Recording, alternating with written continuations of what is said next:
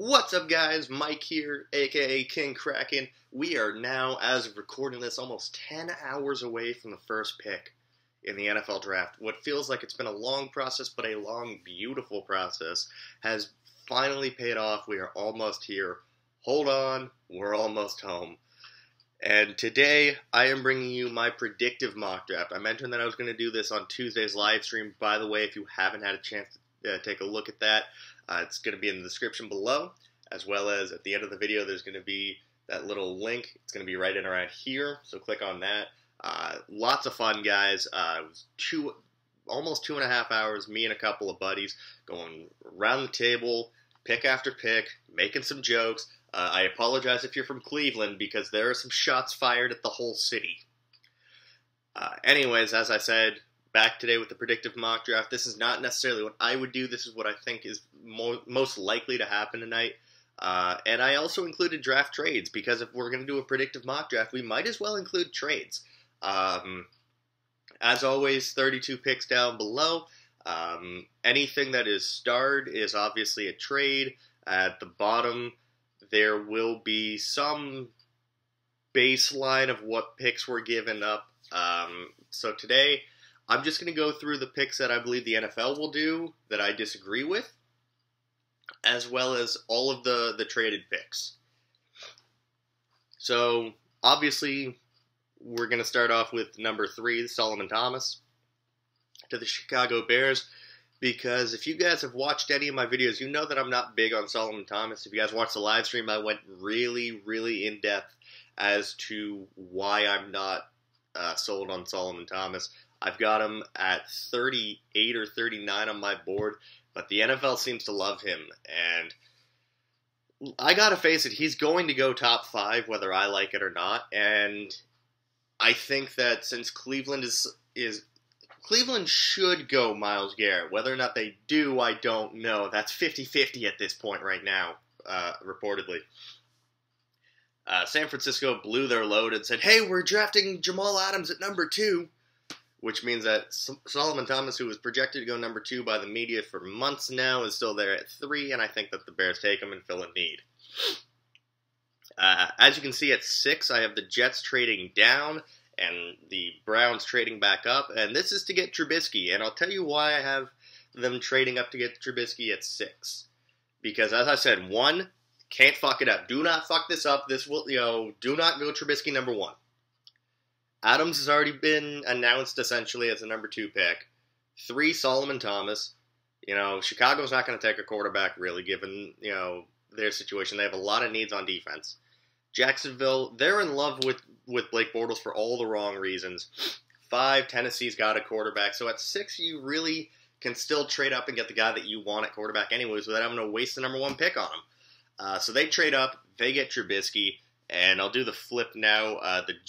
The Jets at 12, they get O.J. Howard. And I think that they really need another playmaker on offense. They lost Brandon Marshall. Forte's in his 30s now. Eric Decker, I really don't think is that much of a playmaker. They've got no tight end. Doesn't really matter who the quarterback is. They need someone to throw to at least. Don't waste another pick on a quarterback, this early. You just overdrafted Christian Hackenberg last year. If you draft one in the first round this year, it really shows that you were admitting, hey, we fucked up. We drafted this guy far too early. Next at 15, we've got the Denver Broncos trading up. They trade with the Indianapolis Colts. The Broncos select Forrest Lamp. Now, I think Forrest Lamp's market really starts at around 9 or so. And I think that there's going to be an offensive tackle taken, or an offensive lineman in general taken before we think the market for them really starts, which would be really at Denver at 20 anyways.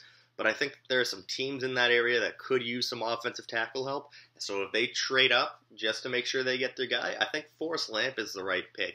Just because of the way he plays the game, I really do think that he's probably the most consistent offensive lineman in this entire class. So, you know what? Trade up, get your guy. You don't have to pay too much of a premium moving up from 20 to 15. We'll go to the flip of that pick. We've got the Indianapolis Colts trading down and still getting Charles Harris. Listen, I'm again not as high on Charles Harris as everyone else. A really poor combine dropped him in my eyes. But, they need a pass rusher. This Colts defense has been needing a pass rush for years now. And with this being a really deep pass rushing class, I think that having Charles Harris fall into their laps while trading down at 20, it makes too much sense to pass up. Going back up one pick, Kansas City trades from 27 up to 19 to get Deshaun Watson. Listen, I think that Deshaun Watson could still be there at 27. But I think the wild card in this draft is Houston because they need a quarterback, and I think that Kansas City wants to get far enough ahead of them to make sure that they get their guy in Deshaun Watson. So that's my logic for that one. And on the flip of that, Tampa trades back. They go back to 27. It's like Chidobe Awuzie, the cornerback out of Colorado. This guy's been low-key getting some really good media attention, really good media hype. He may get pushed up into the first round. I'm not necessarily sold him as a first-round pick. I have him more as a mid to late second. But you know what? I've been wrong before. I really like this guy on tape, so if they want to make sure that if he's their guy and they really like him, just go ahead and get him. And then to end this all out, we're going to go to 31. I have the Falcons trading out of the first round because they really don't have very many needs, and the Chargers trading back into round 1 to pick up an offensive tackle and Ryan Ramczyk. Listen, King Dunlap is their left tackle, and I can't even remember who their right tackle is. It's a really bad offensive line across the board. Chargers need some help. Ramczyk still being there at 31 is a gift from above. So trade up. Yes, you do need more help on the offensive line later in the class, but at least you get a solid start here. That's going to do it for today, guys. As always, like, subscribe, tell a friend, tell a friend. So here's the schedule for the rest of the week. Tomorrow, sometime around noon, there's going to be kind of a reaction to the first night. I'm actually now watching the draft live. I'm going to be watching it on DVR because the Raptors game is tipping off at the exact same time, and I want to see the Raptors eliminate the Bucks live. So we're going to have that video up at around noon. At 4, I'm going to actually do a day 2 mock draft, so I'm going to do all of round 2, all of round 3 in the description.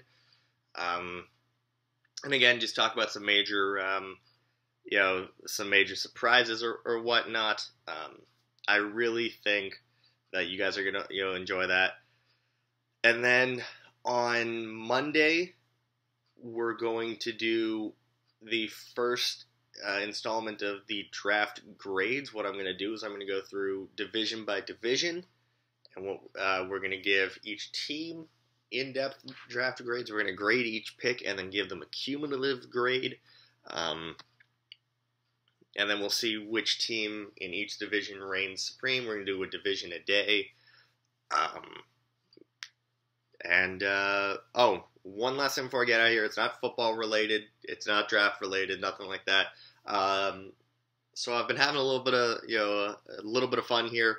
For any of my subscribers, I may play NBA 2K17 on the PS4. I have created actually a custom draft class, entirely fictional for you guys. If you want, I can leave the information down below. And as always, guys, see you soon.